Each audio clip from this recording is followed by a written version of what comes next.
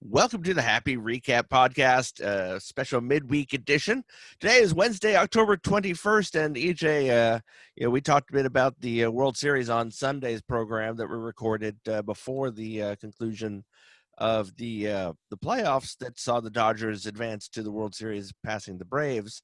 Both of us held firm to the prediction that regardless of the outcome, we were going to be rooting for the Rays. And while I certainly remain that way, last night's game was not promising. No, not in the least bit. You saw sheer dominance starting pitching-wise from the Dodgers. You saw timely hitting from the Dodgers.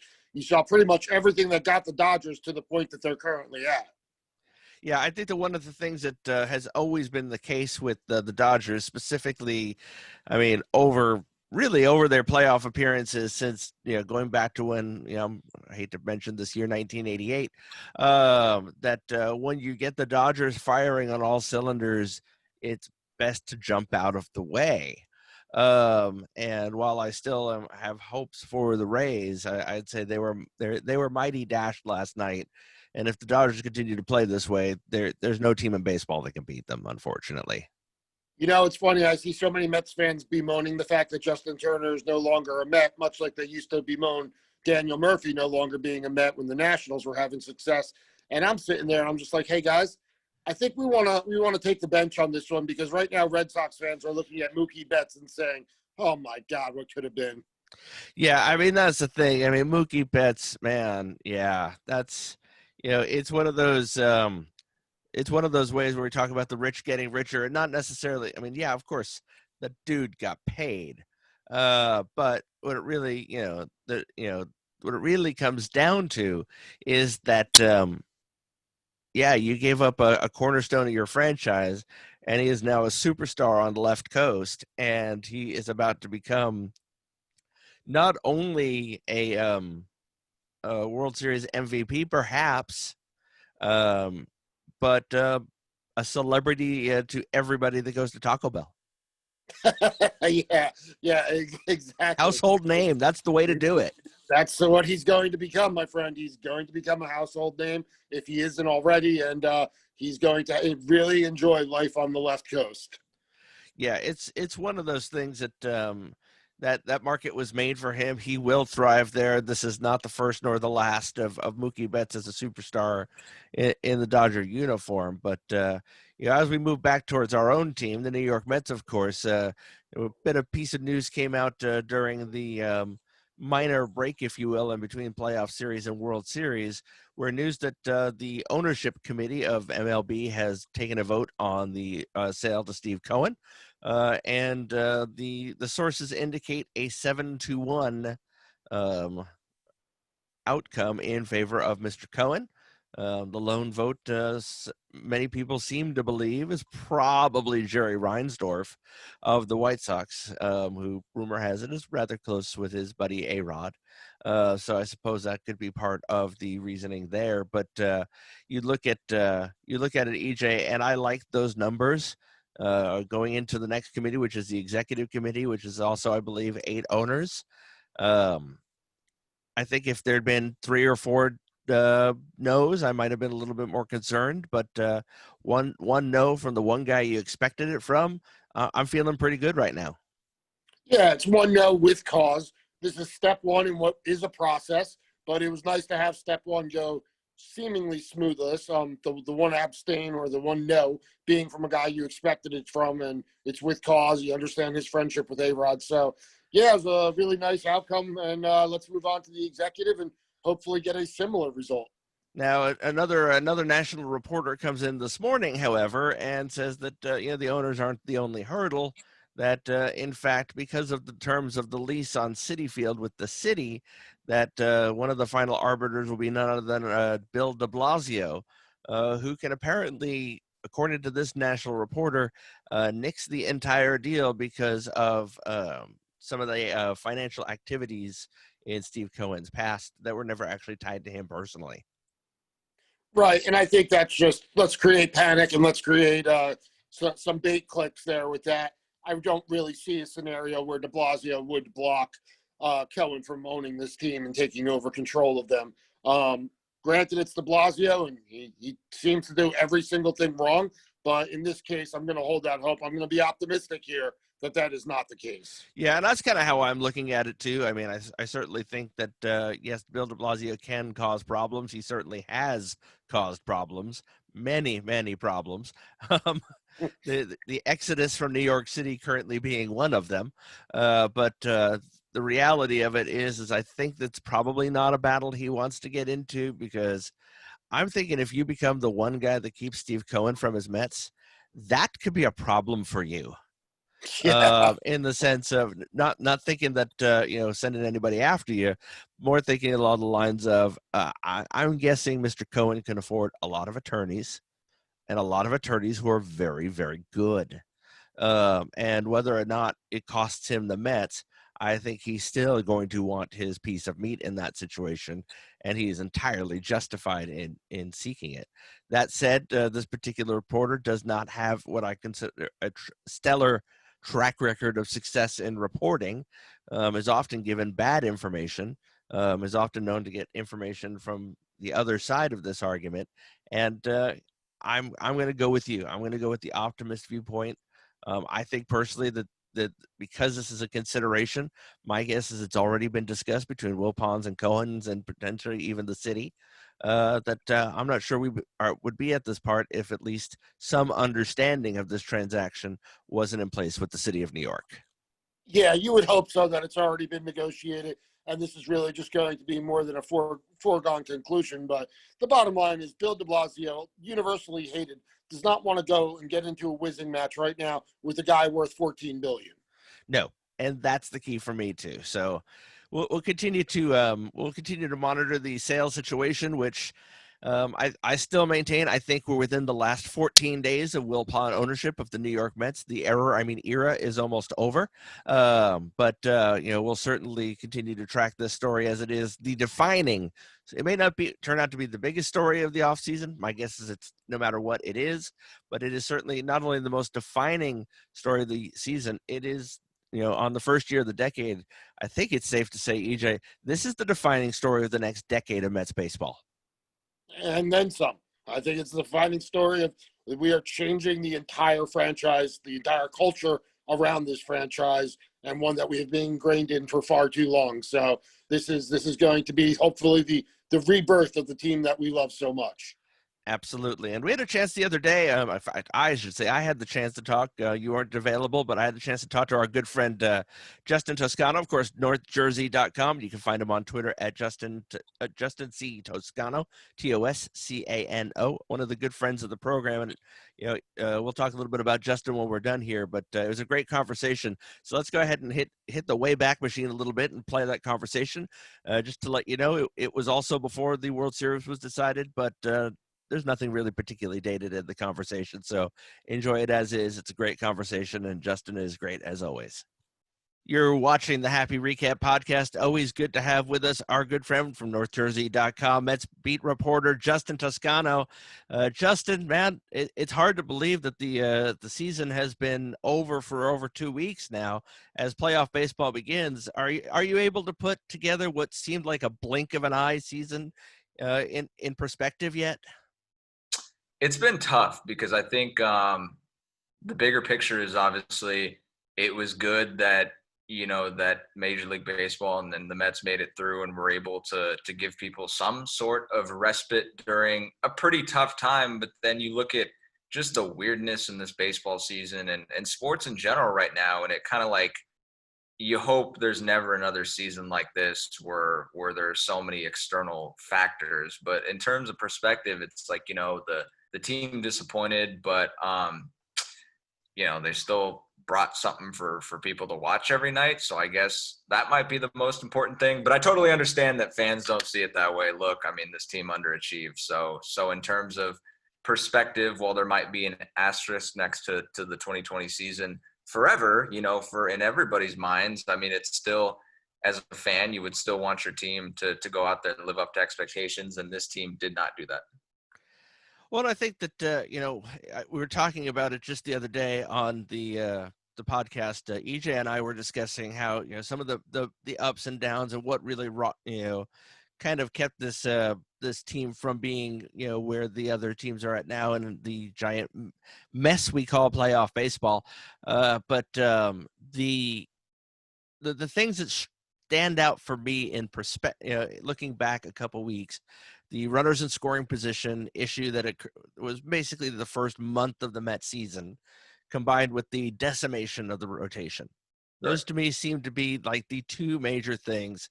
And if I had to single out one person, it's Pete Alonso. I feel bad saying that, but I was expecting perhaps a little bit more growth from him, and I felt like maybe he took some steps back in his approach, and it looked more Dave Kingman-esque than Pete Alonso this year. Yeah, and I think that's the big thing, because you look at kind of his raw numbers, and I mean, he was on a 43 home run pace, which is only half of what he would have had, in his 53, his record-setting rookie season. But the context in that, the nuance is the approach, and in terms of staying in his zone, not chasing, those were things I felt he took a step back on. And I think, a lot of it might be just, no Chili Davis there. They didn't have, video room during the games. A lot of guys like to go in the video room between their at-bats. And then I would, assume when you're fighting, and they'll never admit this, but when you're fighting the length of a short season, when you're running out of time every day, even from day one, you're running out of time because it's a short season. I would imagine there's a little bit more pressure to press or to figure these things out quicker. And with your approach, I think that would be something that's a little tougher. And then we saw him chase a lot, especially with runners in scoring position. He got out of his zone, which those were things that created his, record-setting rookie season when pitchers, couldn't get him to chase as much, couldn't really get him out of his approach, out of himself, out of his zone. And that was a big disappointment. But I think, you could chalk it up to a short season. That's one of the things about this year is, like, we don't know really how to evaluate it yet because it's just like such a short, small sample size. You mentioned the rotation though, and I think that combined with, like you said, the runners in scoring position, when you've got a 60-game season, 2 months, a fatal flaw or two can really sink you. And for the Mets, those were, the fatal flaws. That rotation was never really able to get going. You can blame the Noah Syndergaard news, the Tommy John, and then you can blame the Marcus Stroman injury and then the opt-out. Certainly those two would have helped. But behind them, I mean, the Mets set themselves up, or felt like they set themselves up, to have great rotation depth. And to me, that might have been the most disappointing part of the season. If you're looking at this team, is that sure, Michael Wacha and Rick Porcello are not studded additions, but did you expect them to be that bad? I don't think so. And I think the rotation and all the tinkering they had to do with it, and just how it really never gave this team a chance on a lot of nights past, Jacob deGrom starts, and really David Peterson starts, was probably the most disappointing thing that you look back on and say, like, wow, they've got to really retool this. Yeah, I mean, I think that was the thing. It was Jacob deGrom than everybody else. I mean, obviously Peterson was a pleasant surprise, and somebody who can definitely fit into future seasons and I think be a part of the solution long term. But one of the things I've always thought, and part of it is the effects of the long mythical Generation K from the 90s, and then this current not quite Generation K of the past 5 years with Harvey and Syndergaard and Wheeler and Matz and deGrom. That there's an expectation, I think, among the fan base, and albeit this is a fan base that we're not spoiled about much, but we're spoiled about our pitching.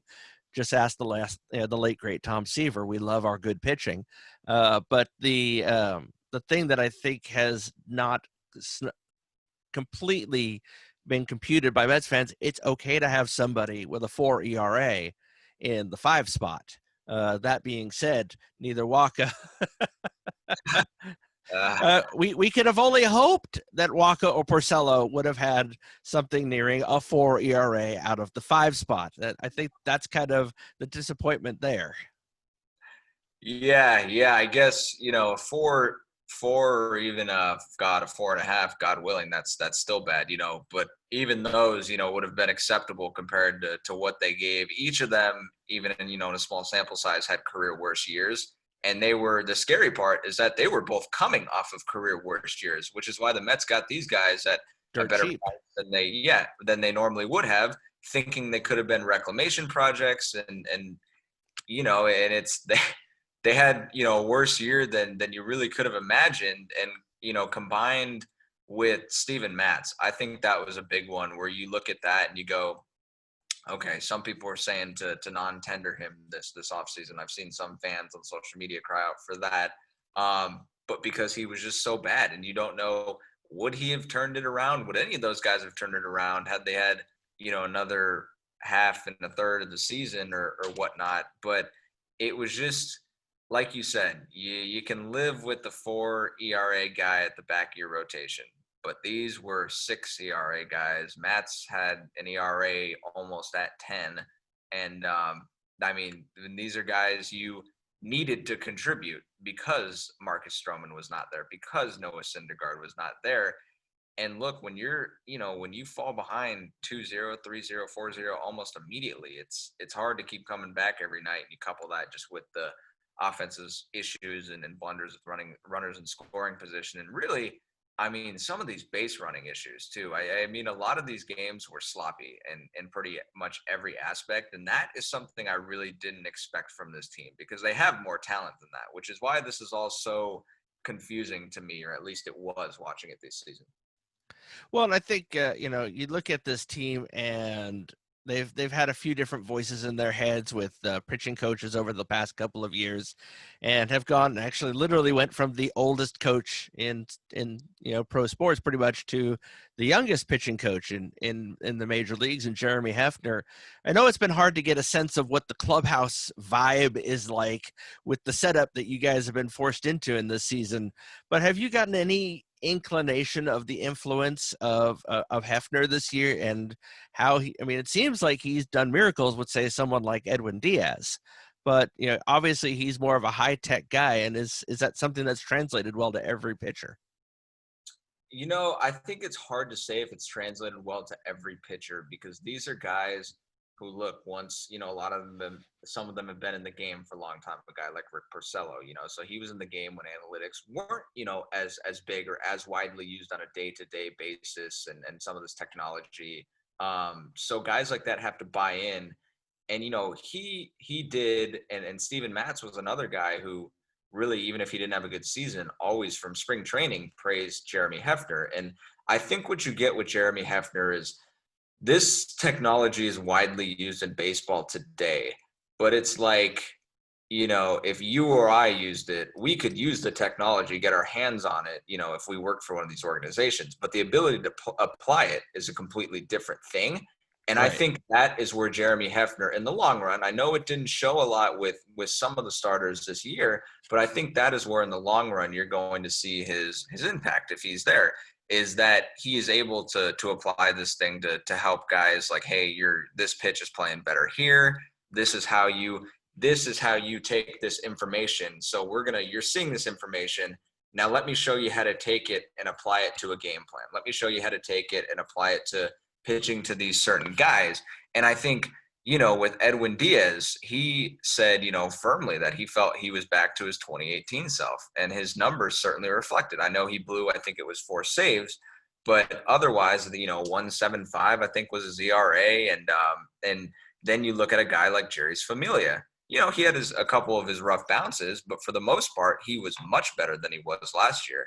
And then, you look at Seth Lugo was good for the most part, and Justin Wilson, wasn't bad. He had a couple, bad outings, but he wasn't bad. I think Chasen Shreve, he ended with a much worse ERA than he probably deserved. He pitched a lot better than his ERA, but you look at these guys and what they were able to do, especially out of the bullpen, and I think you were seeing the result of a lot of it. Jeremy Hefner, they had good relievers, but Jeremy Hefner being able to apply information to these guys. And in talking to some of them, during spring training, the first spring training, God, that feels like 5 years ago. but it's big. It's a big respect factor thing, right? Because a teacher, somebody can tell you what this means, but until they actually help you apply it, and until you see those results, you're not going to have, as human beings, we're not going to have that type of buy-in or that type of confidence, and until we can see some of these things. And I think Jeremy Hefner has been a good addition in that sense, and that's his bosses and the players. Have kind of said the same thing with that, and how he's able to relay that information and able to make it digestible, I guess. Well, and from what we understand of um, most likely incoming owner Steve Cohen, who seems to have an analytics focus throughout his professional life, Hefner does seem like the type of coach that, especially at this point in his journey, it would seem like he is a pretty good candidate to stick around. Yes. Yeah, for sure. I think you're seeing teams move to the more like new age coach like that, especially in pitching, because pitching is where a lot of this technology has grown so much in the past few years. I mean, you look at the Yankees. Larry Rothschild was their pitching coach for years and years and years, and then now they went to Matt Blake this year, and you're seeing Right. a lot of teams go younger like that. And I think Jeremy Hefner is that perfect model, that perfect fit of a kind of a new age, new school pitching coach that's going to be on the cutting edge of some of this technology, and that's going to, because of his age too, understand what these guys are going through. And I think you're going to see that more and more through the league. So I think he would, I don't see him going anywhere. Yeah, and I'll use that a little bit as a segue to normally at this point of the season and in this type of interview would be like, so coaching staff wise, front office wise, player wise, who do you see coming? Who do you see going? What do you see happening? And we're really just in this absolute cement wall hold. And we might as well be Han Solo in carbonite, because that's where we are right now, waiting for approval of the Cohen deal. Right? It's kind of like, like Mets offseason purgatory in a way, because you're just kind of like, you're kind of waiting for approval in the Cohen deal. And there've been reports that could come this month, or, and reports that it'll, be relatively soon. And you don't know, because especially with a lot of these positions, front office wise, is like, okay, if you think, what if he doesn't get approved till the middle of November? Is Steve Cohen going to feel comfortable overhauling the entire, front office and that organization, baseball operations team, with mere months to go before the season? I would assume he's got some idea of maybe how he wants to do it, and he's been working on that, because you got to plan ahead. But there's so much up in the air, and you look at Brody Van Wagenen standing, and you look at Luis Rojas. God, I mean, like any other year, his job status would be certain. And this year, I mean, you just don't know with new ownership, and it's weird. Like, not even in a baseball organization, but in every company when new owners take over. I mean, you've seen it all through life. It breeds change. So we're kind of waiting on all of these things to shake out. And gosh, yeah, it's going to be a busy November once it all does. Yeah, I think one of the things that kind of gave us, I would say, a hint of what he has, but of course the word that Sandy Alderson would be a part of the Cohen team coming in to run baseball operations. Sandy Alderson's always kind of been one of those guys to me that certainly, obviously, he's a legend. He's been around for very many years and a number with the Mets. And one of those guys I kind of feel it was always unfair to judge him, and Brody to an extent as well, because of what you hear as significant meddling from upper management and ownership, specifically ownership. What do you think the message is being sent, though, by bringing in somebody like a Sandy Alderson, who is arguably at the tail end of his career, but a baseball genius? I think on the last couple times I've been on with you, I've prefaced with, okay, we don't know for sure what Steve Cohen's going to be like. Right. I do think, however, that bringing in Sandy Alderson sends a good message that, hey, I'm not looking to meddle. I want baseball people to run the baseball operations and the business operations of a baseball team. Like and it's so that move, committing to bring Alderson, to me, really spoke volumes to how Cohen wants to be, in terms of, obviously it's his money. So could he still meddle? Yeah, it's his money. I mean, he's at the top, but that move, committing to that so early, to me said, hey, I want baseball people to run this thing. Like, I want proven people to run it. And it's really an exciting venture because, like you said, it's tough to judge these guys. I mean, even Brody, you look at his trades, well, a lot of those win now trades really speak to a general manager who knows that ownership isn't going to pay for top flight free agents. So you have to Right. get trades, you have to get them with assets. And it's like, it stinks for him that he got burned on a couple of those. But I do think that people judge Brody, people judge Sandy, but I would assume the job is a lot harder when you're almost hamstrung and kind of handcuffed by ownership. And yes, that going in, but it's different when you're actually trying to do your job. So to me, bringing in Sandy Alderson is a good thing. It seems like Steve Cohen was saying, hey, Sandy, this is going to be your thing. Now the Mets can hire a GM under him. They can just set up a front office under him, whatever they want. But it's at the very least a baseball person running baseball operations and being like, the team president, and which Saul Katz is right now. And so being, team president, running baseball and business operations, there, you're getting a veteran in there to kind of lead things. And I think that's a good thing. Looking forward to 2021. I mean, obviously it's discussing free agents, trade possibilities, all again, still moot because of the Cohen situation to a good extent at this point. But one of the debates, of course, it's been going around. I know SNY did it. We talked about it on the show recently as well. If you could only bring in one of, I think it's Springer, Bauer, or Real Muto, who would you choose? And of course, hopefully the Mets, are not that limited budget wise that they can only bring in one free agent. But as much as I'm, not necessarily a huge fan of Trevor Bauer, it sure seems like the pitching on this particular market has the highest value, because after Stroman and Bauer, the drop off is pretty significant.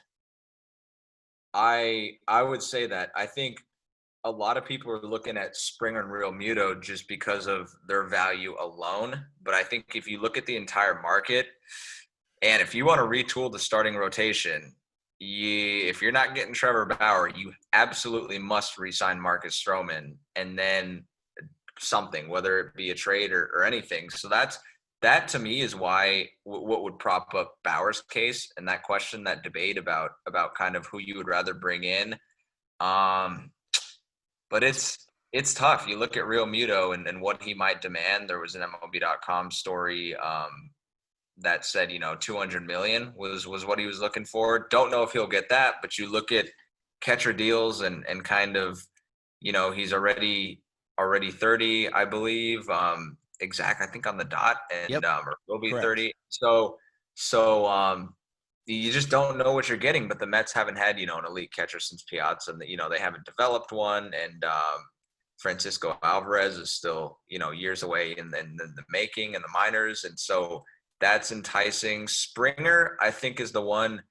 We all saw his incredible postseason, and I think you need a guy like that, a guy who's going to step up in big moments. He's really talented. They should be in on him, but I think if you're looking at, I think he would be the least important. I think you need a great catcher, because look at all these teams in the postseason and how catcher play, has affected them, for better or worse. And I think you need a catcher, but you need starting pitching, and I think then you get into the argument of, is Trevor Bauer a fit for New York? I don't know. I mean, it's tough to speculate on those types of things, but the Mets should be. Fit wise, I'm not sure there is a city that's a true fit for Trevor Bauer. He's just that unique, and that's not a criticism. It's just he's a very unique personality, and he is the proverbial square peg for every round hole, I think. Oh, I would say so too, and you kind of know what you're getting into with him. He's going to speak his mind. He's going to, there are no surprises. That he will surprise you, but there are no surprises in the sense that, you're getting a unique personality. I would say it would be nice to have George Springer, but I think the problem is that for years the Mets have patched up these issues with little Band-Aids, and they've, filled them with replacement players and whatnot. But I think if you're going I think you go Real Muto and Bauer. I mean, I think you have to. And for the reason you mentioned, the starting pitching, the market isn't great after him and Stroman. And it could end up being, if they say they don't get Bauer and they don't re-sign Stroman, then you have DeGrom, Syndergaard, Matz, if he's back, and then you're faced with the same issue. If you're gonna have a guy like Peterson, I mean, yeah, it's then you're gonna have a back end that might still be shaky, and you're gonna have to rely on a guy who might be a Porcello or a Waka type that isn't a big name, and then you're gonna be, you're gonna be hedging your bets on that. yeah, and I think that's I mean, it's for a team that does typically pride itself on its pitching, combined with the fact that offensively speaking, especially over that last month of the season, albeit small sample size, was pretty well firing on most of its cylinders. I guess the other question too is, obviously we talked earlier about Pete Alonso and how he had taken a bit of a step backwards. We don't know yet what's going to happen with the nationally designated hitter. Last I heard, Rob Manfred didn't sound particularly positive about it. But long term, what do you see as the future with Dom Smith? Because he proved himself that he belongs in that lineup every day. Right. I think the big question, is going to be the DH, right? Like if the DH stays, which I hope it does, man. I mean, it's just so much more fun watching those games and watching a pitcher go up and flail 3 times, but I think if you look at Dom Smith defensively, the way he hit, his defense was enough to push him above Pete Alonso, and that's why we saw Luis Rojas go that route for that final stretch like you were talking about. It's going to be tough, though, because you look at a guy like Alonso, a guy they want to be a cornerstone of their franchise.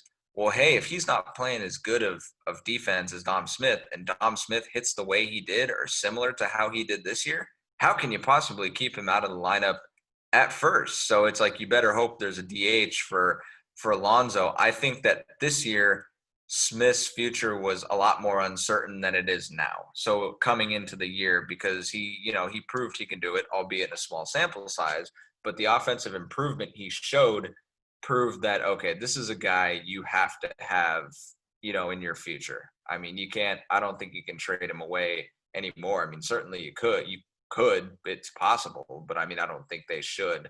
But yeah, that creates the conundrum of Alonso, and obviously he wants to play a lot at first too. And it's just going to come down, in my opinion, the 2 questions are, can Dom Smith hit similar to how he did this year? And 2, can Pete Alonso, is he going to somewhat close that defensive gap at first base?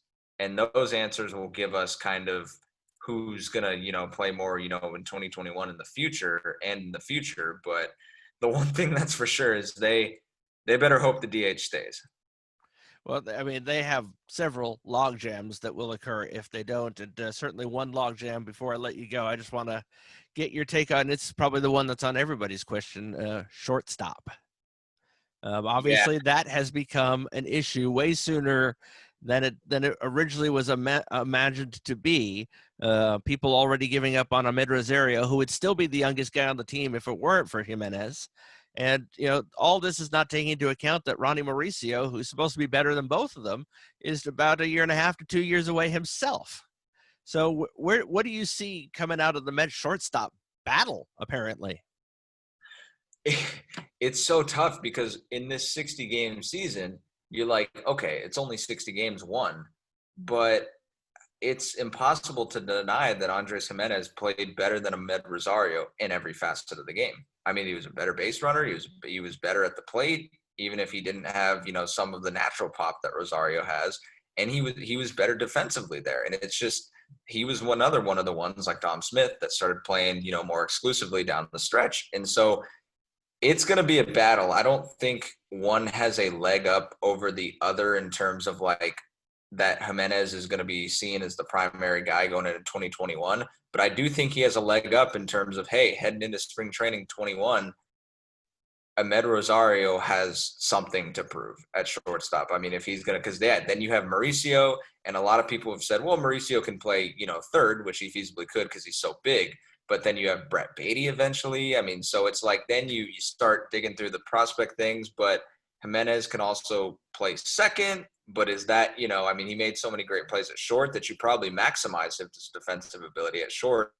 So the way I see it right now is Ahmed Rosario And it's sad for him because he's still only 24 years old. I mean, he's still a young guy, still developing. But when this 21-year-old comes in and plays like Andres Gimenez did, I think Ahmed Rosario has a lot to prove, next spring in Port St. Lucie to show that he can be that primary guy. And if not, and if Andres Gimenez, if they can get what they did out of him at the plate, if he's a 260, 270, 280 guy, I mean, I think his defense and his base running, it's almost impossible to keep him out of there, because look at how many of those double plays especially look so crisp, and just like the defense behind, with Jimenez in there was so much better. And I think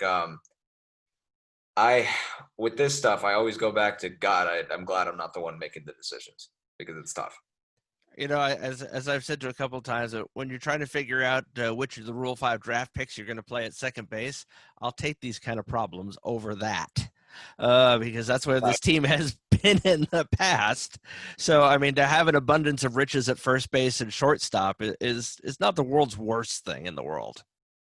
No, it'll be interesting to see, because this year, in a short season, obviously there's no time to massage egos and manage that stuff. You just got to go. It'll be interesting to see how Luis Rojas handles it next year, if he goes to the hot hand as soon or as frequently as he did this year, and if he does that in a 162 game season, because these guys are still in the organization. You still have to worry about morale and things like that, but it is still a business, and it is still performance based. And it like you said, though, it's a good problem to have, and it makes it all the more confounding. You just wonder how they didn't really reach expectations, or at least even make the postseason in a year where over half the teams in the league made it. I mean, they had so much talent. It's just a couple fatal flaws we talked about.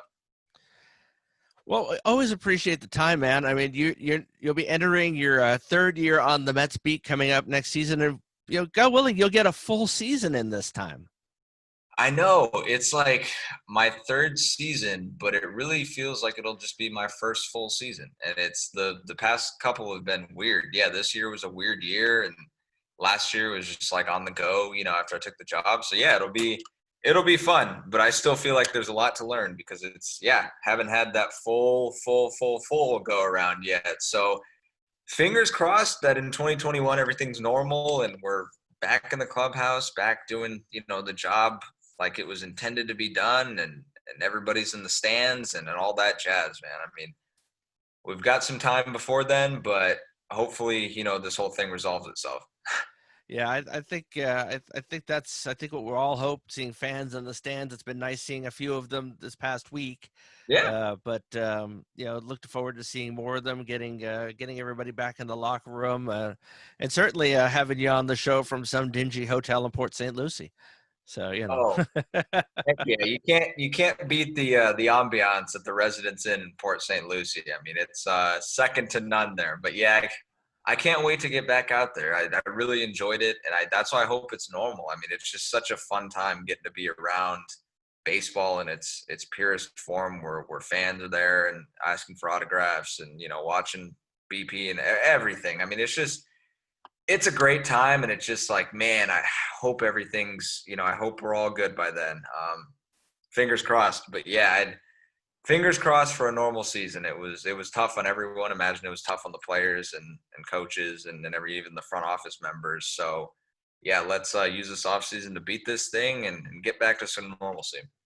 Absolutely. We'll probably check in with you between now and then, but in case we don't, obviously want to wish you the best of the holidays, as they're coming up on us pretty rapidly.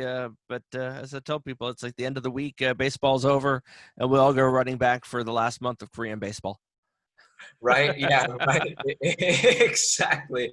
Yeah. We'll have to dive into college football and college basketball, whatever those may hold over the holidays, until spring starts to come around, and Port St. Lucie is the destination. Well, my friend, always a pleasure. Yeah. Thanks for having me. It's always a blast, and wish you and your family the best over the holidays. Absolutely. Justin Toscano, NorthJersey.com, at Justin C. Toscano on Twitter. And you can catch his writing there, and definitely recommend it always. One of the best writers on the beat, and always a great pleasure to have on the show. Thanks. All as right. always.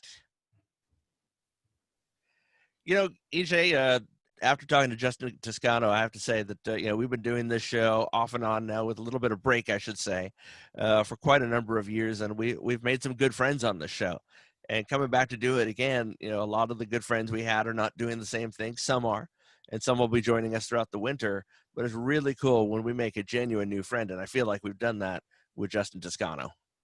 Yeah, absolutely. He's a great guy. He's a great reporter. He's quick to reach out to us when something's going on, and equally quick to respond to us when we request anything from him. So it's great to have a guy like him, as like I like to think of it, as part of the pod team. Yeah, absolutely. He's the unofficial third head. Don't tell him I said that, though. Well, EJ, that'll about wrap it up for this special edition of the Happy Recap podcast. We'll be back with you Sunday, tentatively scheduled to have our old friend Matthew Cerrone joining us. And if not, it'll be probably just the two of us talking some Mets baseball and looking forward to, potentially the mathematically speaking, could the World Series be over yeah, I guess it could be by the time we next record. Hypothetically, it could. Thursday's the off day, so yeah, Friday, Saturday, Sunday, game 4. It would have to be a sweep, but it could hypothetically be over by the next time we record. Kind of hoping that's not the case. I'd like to talk about some baseball, but I'm also very eager to get into what is currently a quite question mark of an off season, as I used with Justin Toscano. Right now, the Mets off season's like Han Solo, frozen in carbonite. Right. Well, hopefully we'll have some more definitive answers by Sunday. As you pointed out last week, Thursday is the off day. Maybe we get a little bit of news on Thursday, but if not, then at least hopefully we'll still have a competitive World Series to talk about. Absolutely. As always, I root for good games, good stories, and preferred outcomes. So the preferred outcome has some work to go, but yesterday, despite the lopsided, it was a good game and good story. I mean, Mookie Betts, it doesn't get much better than that. Absolutely. I'd just like to see a little bit of the same out of the Rays next game. Yeah, let's not see the spirit of defeat from this game. Let's see a good bounce back from them. Until next week, let's go Rays.